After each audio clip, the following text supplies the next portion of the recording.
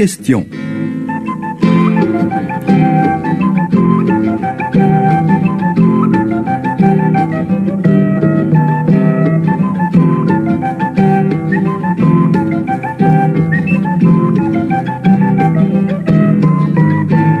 Jacques Beaufort reçoit aujourd'hui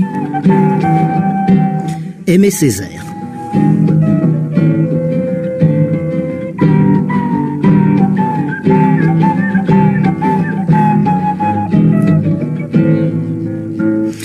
Depuis 33 ans, Aimé Césaire, vous êtes député-maire de Fort-de-France en Martinique et vous êtes également écrivain, auteur dramatique, poète. L'homme politique et l'homme de lettres ne sont-ils jamais en désaccord ? Je ne le crois pas. Je crois que je suis fondamentalement un homme de lettres. Je suis fondamentalement un poète.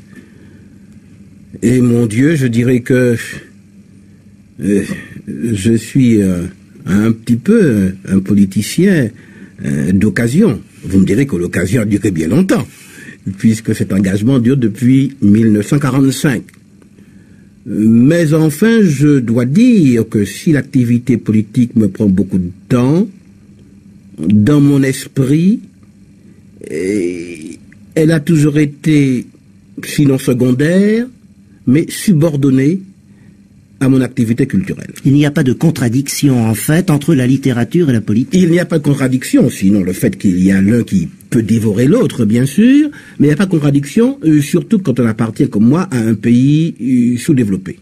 J'ai toujours considéré que dans un pays sous-développé, l'intellectuel n'a pas le droit de rester sous sa tente. J'ai toujours, moi, cru à la nécessité de l'engagement pour des pays comme les nôtres, et par conséquent, il m'a semblé que mon action politique ne faisait que compléter ou enraciner ou insérer dans le temporel mon action spirituelle ou mon action culturelle. Le théâtre, la poésie sont des armes politiques selon vous ? Je pense que ce sont des armes fondamentales. La poésie, je l'ai appelée l'arme miraculeuse, mais je crois que ce sont des armes fondamentales. Et je crois que dans un pays comme la Martinique, également, comme dans les pays africains, je crois que le combat culturel est le combat le plus important, parce que le combat culturel, c'est le combat contre l'aliénation. Et je crois que tous les mots sont contenus dans ce mal premier qui s'appelle l'aliénation. Vous vous considérez comme un poète militant, comme un poète subversif même ? Oh, très certainement. Je suppose que le pouvoir doit me considérer comme subversif. Militant, je le suis certainement, bien sûr. Je milite pour mes idées, je milite pour un certain nombre d'idées qui me sont chères et depuis longtemps et auxquelles je suis passionnément fidèle. Êtes-vous d'abord un poète africain, Aimé Césaire ? Il faudrait d'abord définir l'Afrique. Moi, je crois que je suis essentiellement un poète, et je crois que l'Afrique est une grande Afrique fondamentale. Si vous voulez, africain dans le sens de la géographie du cœur, de la géographie cordiale, pas de la géographie terrestre, puisque effectivement je ne suis pas né en Afrique, je n'appartiens pas au continent africain, n'est-ce pas? Mais vous savez que le monde noir dépasse l'Afrique. Donc je suis la diaspora noire. Donc si vous voulez, stricto sensu, je serais un poète du monde noir. Vous vous sentez parfois plus africain qu'antillais ? Non, je n'établis pas d'antinomie entre les deux choses. Je suis de ceux qui pensent que l'africanité fait partie de l'antillanité. Et je vous dirai une chose. J'ai quitté mon pays pour aller faire des études en France, études supérieures en France, à l'âge de 18 ans, après mon baccalauréat. Et le premier homme que j'ai rencontré, c'était Léopold Sédar Senghor, devenu depuis président de la République du Sénégal. Et nous avons vécu très fraternellement pendant une dizaine d'années, nous formant l'un avec l'autre, ou l'un contre l'autre, lisant les mêmes livres, nous passionnant pour les mêmes problèmes. Et je dois beaucoup à Senghor parce que c'est lui qui m'a révélé l'Afrique. Et je me suis rendu compte qu'en me révélant l'Afrique, il me révélait à moi-même mon propre pays.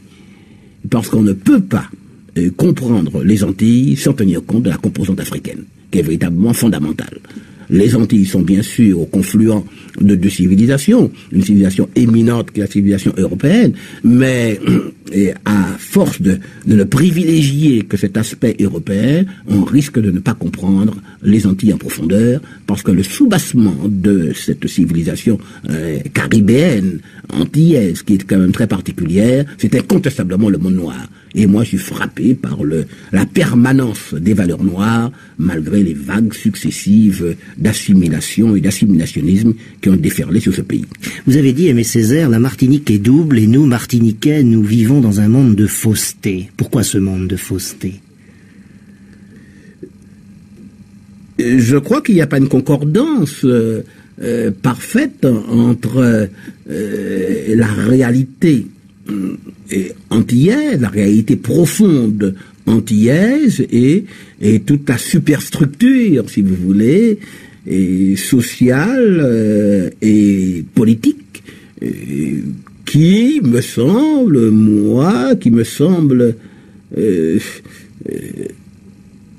se superposer sur une réalité et ne pas naître de cette réalité. Je crois qu'il y a une discordance, une sorte de forme menteuse de vie, de pseudomorphose, si vous voulez, comme diraient certains sociologues. Je crois que c'est assez cela, les Antilles. Mais pourquoi cet état de fait? Vous m'entraînez sur un terrain difficile. Et cet état de fait provient tout simplement du fait que les Antilles, ce sont des terres de colonisation, ce sont des terres qui sont des colonies, n'est-ce pas, qui ont été des colonies, qui le sont encore en grande partie, et il y a eu de tout temps, n'est-ce pas, une réalité qui est superposée à quelque chose d'autre. Il y a un conflit, grosso modo, si vous voulez, une sorte de conflit nature-culture, indigène et culture d'importation. C'est un pays incontestablement qui est acculturé. Ne pensez-vous pas, Aimé Césaire, que certains Antillais, peut-être même la plupart d'ailleurs des Antillais, ne se considèrent pas tout à fait comme de vrais Noirs? C'est en quoi ils auraient tort. Mais, en tout cas, ils ne peuvent pas ne pas se considérer comme des hommes de couleur. Et cela a un sens. Oh, bien sûr, il y a toutes sortes de préjugés. Vous savez, nous sommes une société colonisée et même une société qui a d'abord été une société servile, car l'esclavage a existé pendant 3 siècles aux Antilles. Et dans toutes ces sociétés, et vous le savez bien, voire l'Amérique du Nord, les valeurs, si vous voulez, les valeurs de civilisation, les valeurs ont été d'abord les valeurs du maître, donc les valeurs du monde blanc. Il est courant que on voit décolonisés, on voit des opprimés intérioriser à leur tour ces valeurs du monde blanc. Ce sont des phénomènes qui sont courants. Combien faut-il de générations, selon vous, Aimé Césaire, pour guérir de l'esclavage? Je ne sais pas s'il faut s'en guérir de l'esclavage. Je crois qu'il faut avoir une conscience très claire, très lucide, n'est-ce pas? Et je crois que c'est fondamental. Nous ne pouvons pas simplement nier l'esclavage, tourner la page. Non, on ne tourne jamais la page. L'esclavage fait partie de notre passé. Seulement, il faut l'assumer. Et il faut l'assumer avec dignité. Et en partir comme d'une richesse et non pas comme d'une pauvreté. Après tout, c'est la vieille dialectique du maître et de l'esclave que racontait jadis notre maître Hegel. Vous avez été le premier à employer le mot négritude, Aimé Césaire. Quel sens profond donnez-vous à ce mot? D'abord, on prend l'histoire. C'est mon ami Léopold Sédar Senghor qui a la coquetterie de toujours rappeler que ce n'est pas lui qui a inventé la négritude, que c'est son ami Aimé Césaire qui l'a inventé. Il faudrait, je crois, nuancer un petit peu cette affirmation, car s'il est vrai que c'est moi qui, le premier, l'ai imprimé, si vous voulez, donc j'ai publié Cahiers de retour au pays natal avant la guerre, déjà en revue, dans la revue Volonté, à Paris, et dans ce poème, j'ai employé le mot de négritude avant tout le monde et avant Senghor, c'est vrai. Mais je dois dire que avant la parution de ce poème, ce mot, si vous voulez, faisait partie un petit peu de notre vocabulaire amical. Et je dirais plus justement que le mot négritude, c'est pas moi qui l'ai inventé, que c'est un peu une création collective. Mais aujourd'hui, a-t-il le même sens, justement, qu'il y a une trentaine d'années? Eh bien, c'est comme toutes les notions. On pourrait écrire tout un livre sur les aventures et les mésaventures de la négritude dans le siècle. La négritude a suscité des débats passionnés. Il y a des partisans, il y a des adversaires. Il y a même des caricatures de la négritude. Et je dirais simplement que finalement, il y a plusieurs négritudes. Je ne dirais pas qu'il y a une bonne négritude et une mauvaise négritude, mais il est clair que chacun d'entre nous, tout en ayant quelque chose de commun, n'est-ce pas, nous réagissons différemment et certains et chacun nous enrichissons cette notion qui est ce bien commun de nos sensibilités particulières. Par exemple, Senghor a élaboré une philosophie très complète de la négritude. Bon, je ne suis pas entièrement aligné sur les positions de Senghor, dont je reconnais l'intérêt d'ailleurs.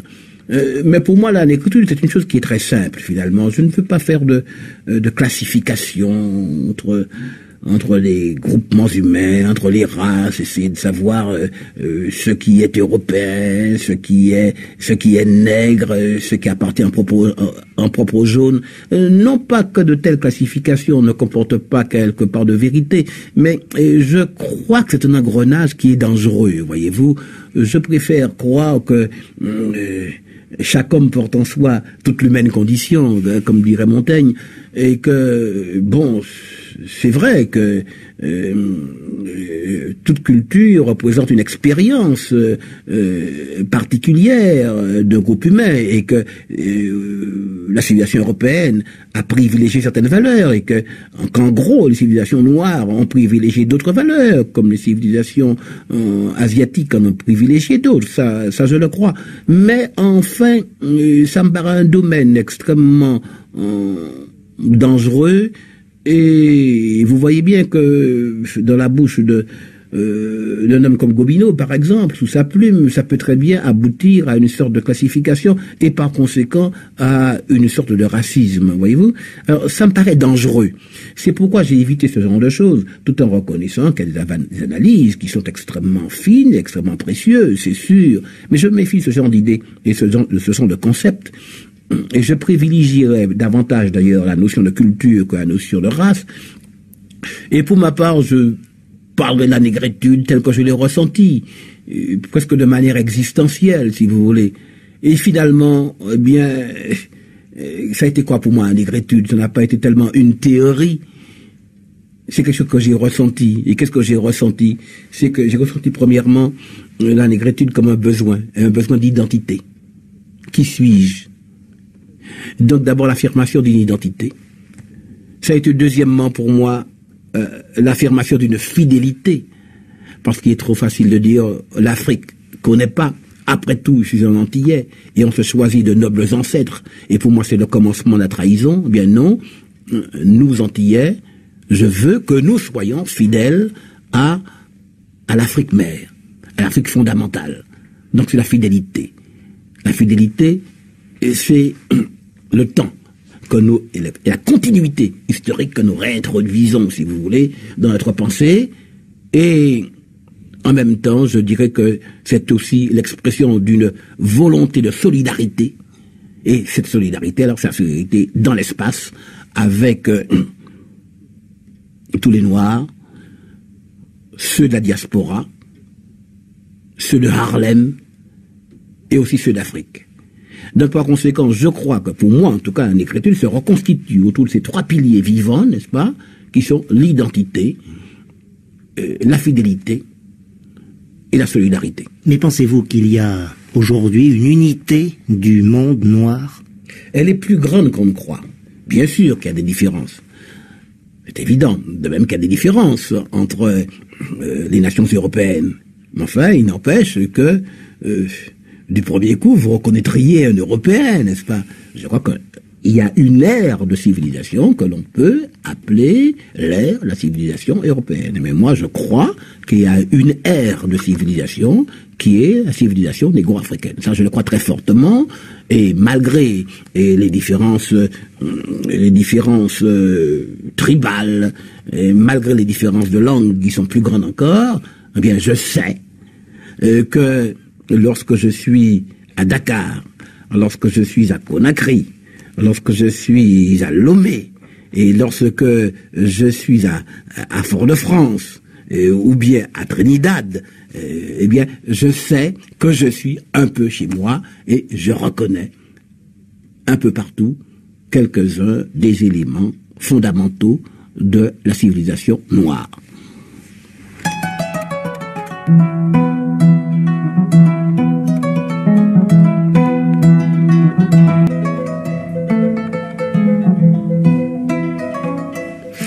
Vous êtes né en 1913 à Basse-Pointe, en Martinique, Aimé Césaire. Quel souvenir gardez-vous de votre enfance?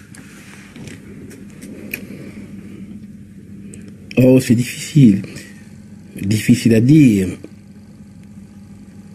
Eh bien, je crois qu'il est essentiel d'être né là plutôt qu'ailleurs. D'abord parce que c'est un village. C'est très important. Donc j'ai des racines paysannes. C'est important aussi que ce soit ce village-là et non pas un autre. Parce qu'au fond, quand je regarde un petit peu, ça m'arrive quand même de me relire ou bien de lire des études critiques sur mon œuvre. Eh bien, je suis frappé d'une chose, c'est que, au fond, tous mes mythes personnels, toutes mes métaphores, au fond, sont telluriques. Elles sont montées d'une terre. Et d'une terre qui est quand même très située. Je suis d'un village du nord de la Martinique, et quelque bizarre que ça puisse paraître, car c'est un pays minuscule, il y a quand même un nord et un sud, qui sont bien typés. Et c'est un pays de montagne. Et c'est un pays de grand large, ouvert sur l'Atlantique, balayé par le vent. Et je crois que tout cela fait partie de ma sensibilité. Que faisaient vos parents? Mon père était dans les contributions indirectes à Fort-de-France. Il était petit fonctionnaire, si vous voulez. Et je suis né à Basse-Pointe au hasard de ces déplacements de poste en poste. Et avez-vous pu faire facilement des études? Oui, sans difficulté particulière. D'abord parce que la Martinique est quand même très scolarisée, n'est-ce pas? Donc, par conséquent, j'ai fait mes études primaires à Basse-Pointe, mon village natal. Et il y a encore beaucoup de Martiniquais avec qui j'ai été en classe, j'étais à l'école primaire. Et après l'école primaire, j'ai été à Fort-de-France, au lycée de Fort-de-France, où j'ai fait toutes mes études de la 6e jusqu'à la philosophie, n'est-ce pas? Et après la philosophie, bon, j'ai été boursier de la Martinique et j'ai continué, je fais mes études en Sorbonne et à l'école normale supérieure. Quel sentiment avez-vous éprouvé lorsque vous avez quitté la Martinique? De la joie. De la joie, non pas parce que je sois un mauvais Martiniquais, mais avec joie, parce que vraiment je me sentais déjà en révolte contre ce monde étroit, contre ce monde colonial. Vous avez vraiment une impression d'étouffement. Vous vous sentiez colonisé? Confusément, oui. Je me sentais en tout cas pas à mon aise dans une telle société. Une société coloniale dominée par des valeurs petites bourgeoises, et écoutez, partir, c'était pour moi un peu une libération. Et qu'avez-vous éprouvé lorsque vous êtes arrivé à Paris? Ce que j'ai éprouvé, mais je n'ai pas été très dépaysé. D'abord, j'étais très content d'arriver à Paris, parce que j'avais bien le sentiment d'arriver dans un lieu privilégié de la culture. C'est très important pour moi. Car déjà, j'aimais beaucoup la littérature, n'est-ce pas? Et puis très vite, mais dès le lendemain, 3 jours après mon arrivée, et tout de suite, j'ai fait des connaissances. J'ai noué des amitiés. Et je me rappelle que j'avais été m'inscrire à la Sorbonne et le premier, je rencontre quelqu'un, un jeune Sénégalais qui s'appelait Ousmane Soussé, qui lui aussi venait s'inscrire en Sorbonne. On a tout de suite fait connaissance. Et le lendemain, je vais m'inscrire au lycée Le Guilgrand. Et là, je rencontre un jeune homme tout à fait charmant qui vient à moi, qui m'accueille très aimablement, qui me demande d'où je viens, et qui me demande mon nom. Je décline par conséquent mes noms, prénoms et qualités, et il décline également le sien. Eh ben, c'était Léopold Sédar Senghor. Et par conséquent, j'ai eu, au cours de cette scolarité, cette période scolaire, j'ai eu d'excellents amis français, et dont certains ont joué un rôle politique tout à fait éminent. Vous avez connu Georges Pompidou, notamment. J'ai connu Georges Pompidou, mais j'ai connu Georges Pompidou essentiellement par Senghor. Parce qu'il était de la même promotion que Senghor, et il s'aimait beaucoup de très bons amis, et j'ai connu Pompidou grâce à lui. Et par conséquent, j'ai eu très bons amis français, et alors j'ai eu surtout cette amitié avec Senghor, qui pour moi était une chose très importante. Avez-vous souffert d'un certain racisme à cette époque-là? Je savais que le racisme existait. Bon, je dirais en un certain sens qu'il était moins net et moins vif que maintenant. Oh oui, pas absolument. Je suis absolument persuadé. En tout cas, il y a une chose que je dois dire. D'une part, j'ai toujours été conscient de l'existence d'un certain racisme, mais ce racisme-là n'existait pas à un certain niveau, je suis à peu près sûr, certainement pas dans les lycées et certainement pas chez mes professeurs. Et j'ai toujours eu beaucoup d'admiration, beaucoup de dévotion, si vous voulez, pour certains très grands professeurs que j'ai approchés. Je crois que ces gens-là avaient vraiment le sentiment d'une mission qu'ils accomplissaient et que c'était très noble et très pur et très désintéressé, certainement. Écriviez-vous déjà, alors? Ben, bien entendu, j'écrivais déjà. J'ai commencé par écrire des vers réguliers. Je ne dis pas que j'ai fait des sonnets ou que j'ai fait des épopées. Bon, enfin, j'écrivais, comme tous les jeunes gens qui ont 16, 17 ans, 18 ans, mais très vite, je me suis rendu compte que ce que j'écrivais n'était pas bon. Que c'était peut-être touchant, mais enfin, en tout cas peu satisfaisant.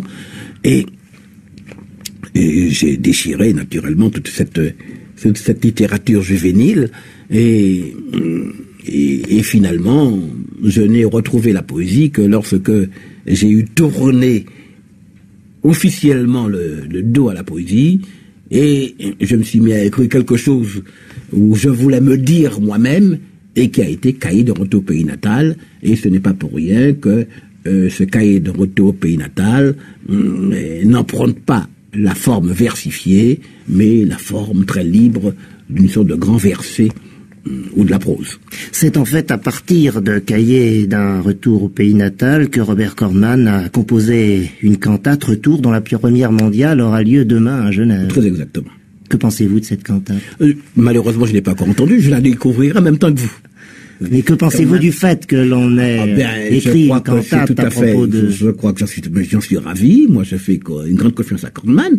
Je crois que Cornman ne s'est pas contenté d'illustrer un texte. Bon, ce serait tout à fait contraire à son tempérament, mais je pense là qu'il y a une sorte de création ou de recréation.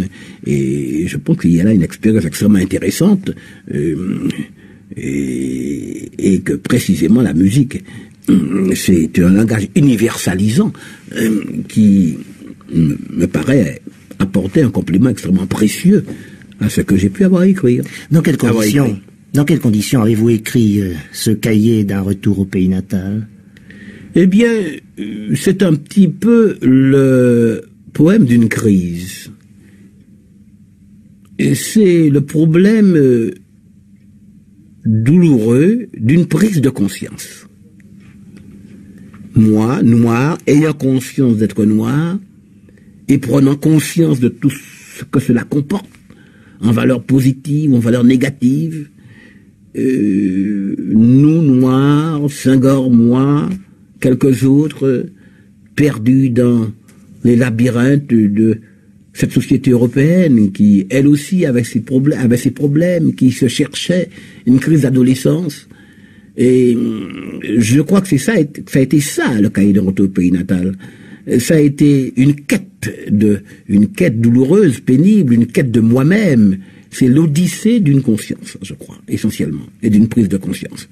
C'est la quête d'une identité. Et aujourd'hui, que représente une recherche d'une fraternité aussi.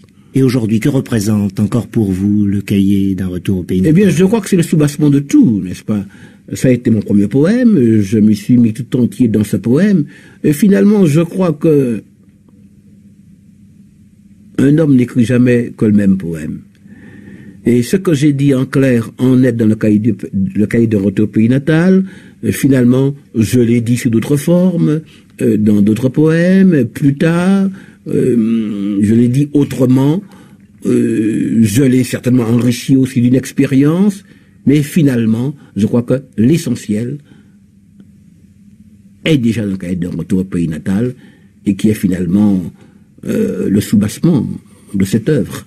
Pourquoi ensuite vous êtes-vous tourné vers le théâtre, Aimé Césaire? Eh bien, je crois que ça a été un peu circonstanciel. À un certain moment, vous savez, dans les années de la décolonisation, l'accès à des pays africains à l'indépendance, il y avait une problématique pour le monde noir. Bien sûr, je crois beaucoup à la poésie, je crois que c'est fondamental, mais je sais aussi que cette arme miraculeuse n'a plus tellement cours dans le monde, parce que par définition, la poésie, c'est quand même quelque chose dans le monde tel qu'il est. Et le langage poétique est un langage, disons, abscon, est un langage hermétique, parce qu'il est plein de toute l'obscurité individuelle. Et j'ai pensé qu'il y avait un certain nombre de choses à dire en clair, si vous voulez, à la nouvelle génération noire qui montait, et que le théâtre était la forme qui répondait pour délivrer ce message. Le théâtre correspondait un petit peu pour moi au stade du nègre, si vous voulez, arrivant à l'histoire. La théâtralité correspondait assez à l'historicité, si vous voulez, et c'est pourquoi j'ai employé ce langage dramatique.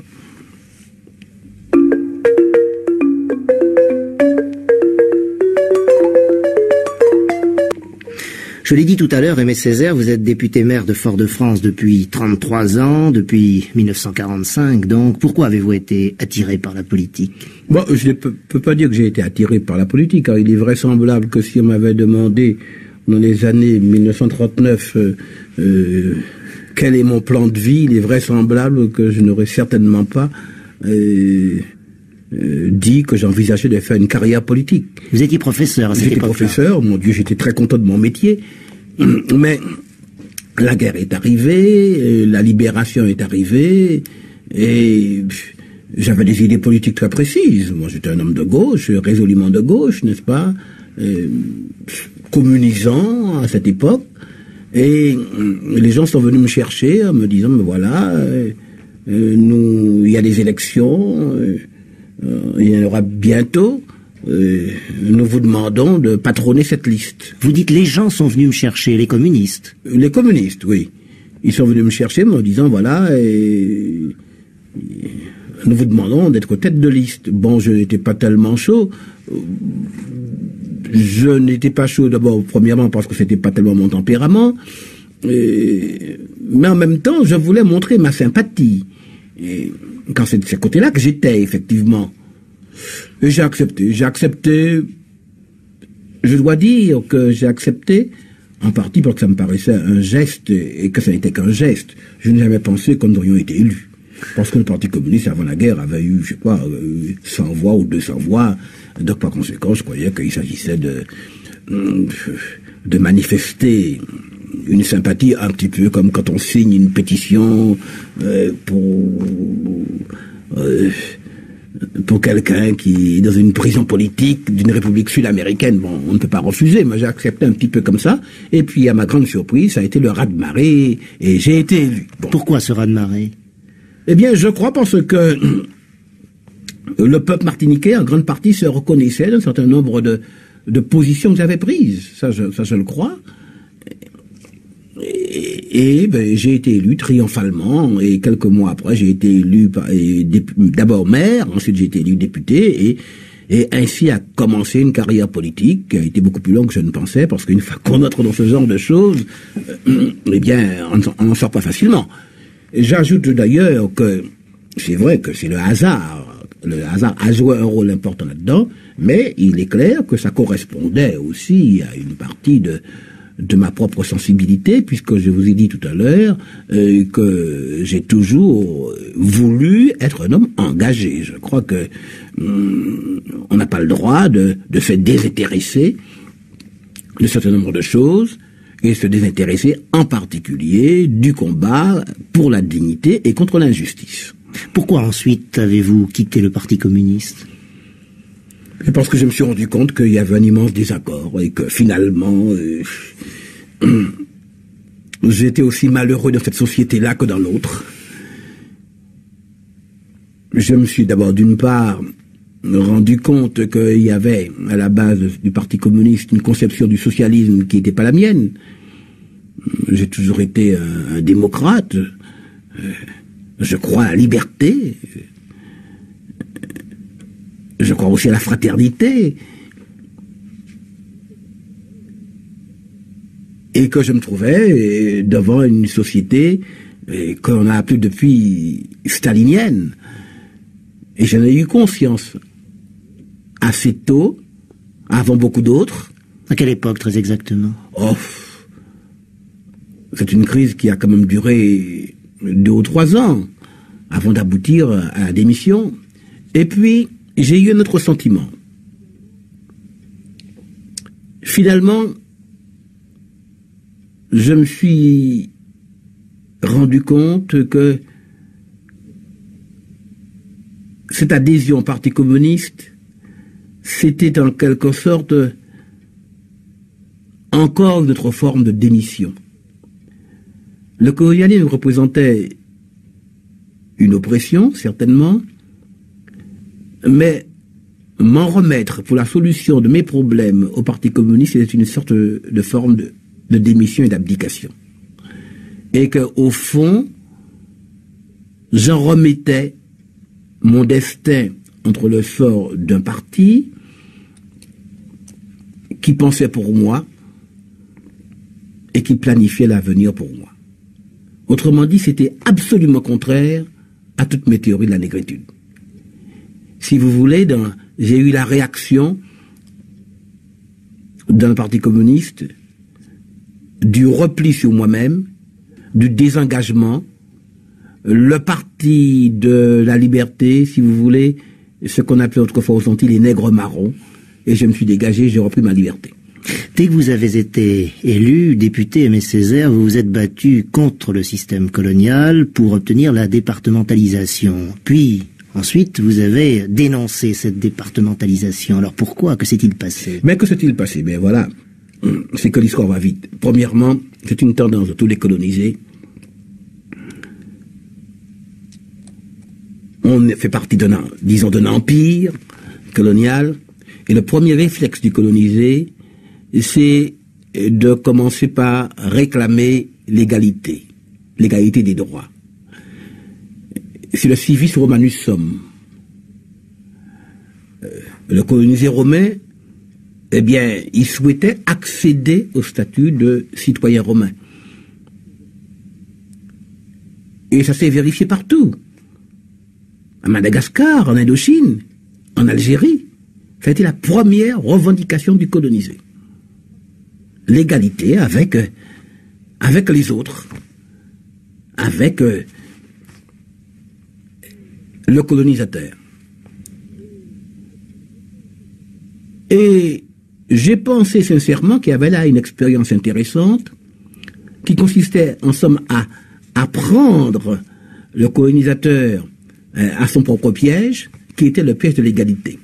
Donc par conséquent supprimer le colonialisme en faisant accéder tout un peuple, une communauté, la mienne, l'antillaise, la martiniquaise en l'espèce, aux droits qui sont afférents à la qualité de Français et de citoyens français. Voilà. Tel a été le schéma de pensée de tout un peuple dont j'ai été simplement le porte-parole, il faut bien le dire. Et puis je me suis rendu compte un beau jour que c'était un mythe. Il n'y a pas eu l'égalité. Nous sommes bien devenus un département français, mais nous sommes devenus des Français, non pas des Français à part entière, mais des Français complètement à part. Un département, mais un département d'outre-mer, avec toutes sortes de dérogations. Donc, des sous-Français plutôt que des Français. Et je m'en suis rendu compte que, dans la main de préfets à poigne, ce statut départemental devenait un merveilleux instrument de domination. Et j'ai compris pourquoi Napoléon l'avait inventé. Et à ce moment-là, je pensais que nous étions engagés dans une voie tout à fait fausse, et que, à terme, il y avait, pour nous, l'oppression, la perte de notre substance et une aliénation encore plus complète. Aujourd'hui, que souhaitez-vous, Aimé Césaire? L'autonomie, pas l'indépendance? Les choses sont ce qu'elles sont. Dans le monde dans lequel nous sommes, il faut tenir compte de beaucoup d'éléments. Je suis rigoureusement pour l'autonomie. L'autonomie est une formule qui me paraît extrêmement intéressante. Et qu'entendez-vous d'abord très exactement par autonomie? Mais c'est pas un Suisse qui devrait me poser cette question-là. Vous avez été nos grands maîtres en autonomie. Et l'expérience suisse me paraît une expérience extrêmement intéressante. Et j'aurais souhaité que cette expérience soit, que votre voix soit entendue ailleurs. Je vois que l'autonomie, c'est un statut qui permet précisément de transcender l'antinomie.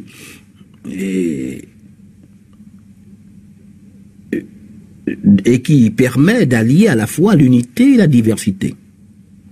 C'est vrai que nous faisons partie d'un ensemble français auquel moi-même je suis très attaché, parce que l'histoire a fait son œuvre, parce que nous sommes des francophones, parce que nous sommes de culture française. Je ne veux pas dire que je considère la France comme un pays qui m'est entièrement étranger, ce n'est pas vrai.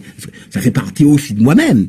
Mais je sais aussi qu'il y a une spécificité martiniquaise, ne serait-ce que parce qu'une des composantes de la civilisation antillaise, c'est l'Afrique. C'est extrêmement important. Par conséquent, je considère que les Antilles ont une personnalité, ont une culture spécifique, qui est le soubassement de nos personnalités individuelles, et que c'est là un bien extrêmement précieux, et qu'il faut sauver cela à tout prix. Par conséquent, l'autonomie me paraît le moyen d'être nous-mêmes, d'assumer nos responsabilités, tout en appartenant à un grand ensemble francophone. Alors l'avenir de la Martinique pourrait-il s'inscrire dans une éventuelle confédération des Caraïbes, par exemple? C'est une vue de l'esprit. C'est intéressant, mais c'est une vue de l'esprit. Et parce qu'il faut prendre le monde tel qu'il est. C'est un fait que la géographie est une chose importante, mais l'histoire aussi est une chose importante. Et l'histoire a fait que les Antilles, disons pour employer un terme un peu bizarre, appliqué à cette réalité antillaise, ont été balkanisées par l'histoire, n'est-ce pas?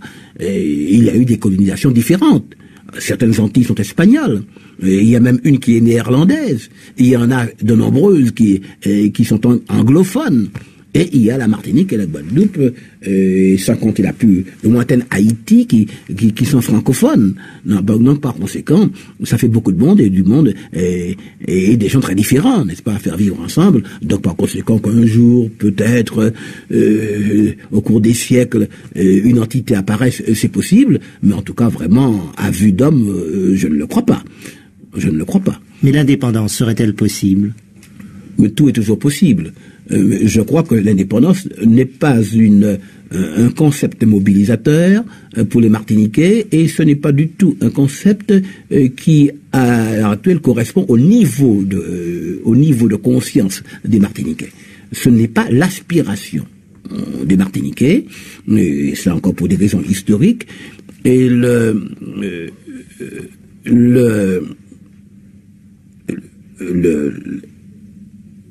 la revendication qui me paraît correspondre le mieux au niveau de conscience du peuple martiniquais, c'est vraiment l'autonomie. Je crois que c'est vraiment ça qui est vraiment la chose fondamentale. Voilà.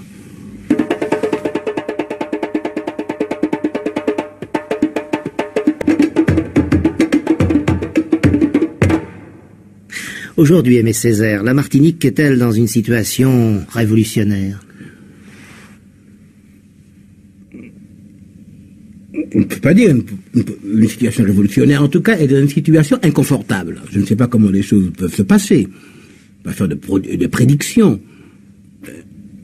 Mais la situation est inconfortable. Comment se sont déroulées les dernières élections? Bon, c'est vrai qu'aux dernières élections, le gouvernement a triomphé, on en tire argument, et tous les députés de l'opposition ont été battus, les autonomistes ont été battus, les indépendantistes ont été éliminés, et il n'y a que moi qui ai surnagé à cette vague de fond, n'est-ce pas? J'ai été le seul élu autonomiste de la Martinique. Bon. Le gouvernement en tire argument, les départementalistes triomphent, mais tout ça, ça me paraît à courte vue. Pourquoi à courte vue? Mais c'est parce que les problèmes fondamentaux de la Martinique ne sont pas résolus pour autant. Les lampions vont s'éteindre, les flonfons vont disparaître, et les problèmes sont là. Et c'est quoi les problèmes martiniquais? C'est premièrement un dépérissement économique certain. À l'heure actuelle, la Martinique ne produit plus rien. C'est devenu une société de consommation. C'est un processus de dévitalisation. Mais pourquoi ne produit-elle plus rien? Mais parce que c'est très compliqué à vous expliquer. Nous sommes embringués dans le marché commun, et il n'y a plus de droits de douane, et nous importons tout. Il est plus facile d'importer que de produire. Et les capitaux, non seulement les Martiniquais s'imaginaient qu'en s'ouvrant à l'Europe, les capitaux européens allaient s'investir à la Martinique. C'est tout le contraire. L'osmose s'est bien faite, mais elle ne s'est pas faite dans le bon sens. Ce sont les capitaux martiniquais qui sont partis, qui ont été s'investir là où ils sont les plus rentables, autrement dit dans les pays industrialisés. C'est un petit peu la mésaventure qui est arrivée à l'Italie du Sud lorsque l'unité italienne s'est faite, n'est-ce pas, après les Risorgimento. Alors, par conséquent, n'est-ce pas, une dévitalisation, un dépérissement économique et une dévitalisation humaine. Parce que comme il n'y a plus de travail dans ces pays, on a assisté à une émigration qui, d'ailleurs, a été organisée par le gouvernement, qui a favorisé cette politique, et ce sont des milliers et des milliers de Martiniquais et de Guadeloupéens, 4 ou 5 000 par an, qui se déversent sur la France et sur Paris en particulier. Et qui deviennent quoi? Qui deviennent quoi? Qui vont à la RATP, qui deviennent policiers, dont les femmes travaillent dans les hôpitaux, etc., qui se rabattent sur les petits emplois en général, dont les Français ne veulent pas. Et voilà, par conséquent, la situation est extrêmement grave. Bien sûr, avec de tels procédés, le gouvernement a obtenu la paix sociale, mais c'est un petit peu la paix et le silence des cimetières. Et puis, par conséquent, j'ai parlé de dépérissement économique, j'ai parlé de dévitalisation humaine, et d'ailleurs une des conséquences, c'est que dans ce pays qui était caractérisé par une croissance démographique qu'on qualifiait de galopante, eh bien à l'heure actuelle, nous avons un taux de croissance insignifiant, et la courbe a complètement décliné, et peut-être même que la population, au cours de ces 20 prochaines années, sera plus faible qu'elle n'est maintenant. Bon, donc c'est extrêmement grave pour l'avenir. Et puis j'ajoute alors un processus effroyable de dépersonnalisation culturelle. Et ça me paraît extrêmement grave. Nous sommes en train, je ne vais pas forcer les mots, mais nous sommes en train d'assister à une sorte de génocide culturel, de liquidation d'une culture. Et ça me paraît une chose extrêmement grave. Mais pour quelle raison, Aimé Césaire? En fait, le gouvernement français a-t-il intérêt à maintenir la Martinique et la Guadeloupe également sous sa domination? Je ne suis pas de ceux qui pensent que le grand ressort de la politique, c'est l'intérêt. Je crois qu'il n'y a pas d'intérêt, effectivement, si on regarde les choses, l'intérêt bien compris de la France n'est pas de faire ce qu'elle fait, mais je crois qu'elle le fait, mais par tradition. Nous sommes dans un pays, je crois que que le colonialisme, si vous voulez, n'est pas forcément au niveau des consciences, mais au niveau des traditions. Or, il faut bien dire que la tradition française est une tradition dite jacobine.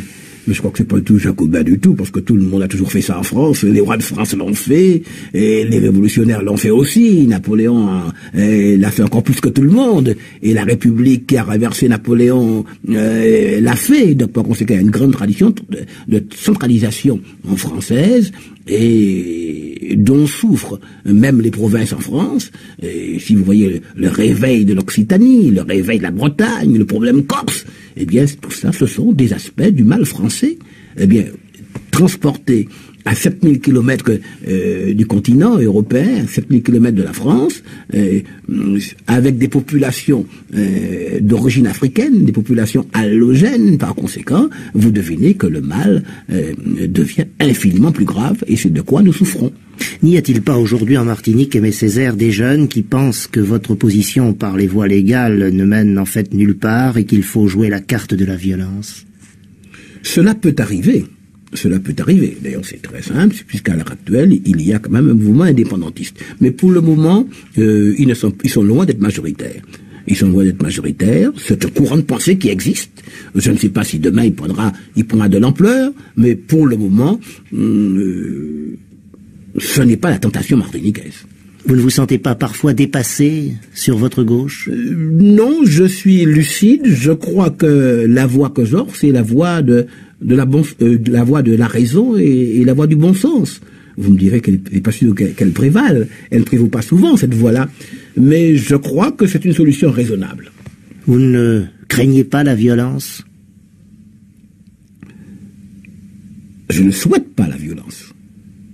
Je ne la souhaite pas. Je fais tout pour l'éviter. Mais l'histoire a également ses chemins que nous ne choisissons pas. Comment justement voyez-vous l'avenir de la Martinique? Je suis très inquiet. Je suis très inquiet. Je suis sûr que les idées que je défends ont pour elles l'histoire. Je suis très convaincu. Je crois que j'ai raison. Je crois que ce nombre d'idées qui ne peuvent pas ne pas triompher, n'est-ce pas, sans qu'on ne croirait plus à la raison humaine. Or, j'y crois, moi, à la raison humaine. Et donc, j'ai une grande assurance, si vous voulez, historique. Mais je suis pessimiste à court terme. Et c'est un petit peu, pour moi, une course contre la montre. Lorsque le moment du grand terme arrivera, est-ce qu'il y aura encore une Martinique? Dans 5 ans, dans 10 ans, je n'en sais rien. C'est comme un petit pays, 300 000 habitants. De grands empires ont disparu. 300 000 habitants, c'est rien. J'ai un très grand sentiment de, si vous voulez, le sentiment de la vulnérabilité antillaise. Et moi, c'est ce que je redoute. Tomber dans une sorte de morne empire indifférencié. Et moi, ça me paraît extrêmement grave. Ça, c'est la porte de l'homme. Autrement dit, ce que je crains, moi, c'est qu'avant le moment où mes idées triompheront, eh bien, il n'y a plus de Martinique. Autrement dit, qu'on arrive très vite à une sorte de point de non-retour. Alors, c'est pourquoi je dis aux Martiniquais, bien, Martiniquais, réveillez-vous, parce qu'il est plus tard que vous ne pensez. Merci, Aimé Césaire. Je rappelle que c'est demain soir au Grand Théâtre à Genève que sera créé en première mondiale, d'après votre recueil Cahier d'un retour au pays natal, la cantate de Robert Kornmann intitulée Retour. À demain, 17h en question, avec Elvio Soto.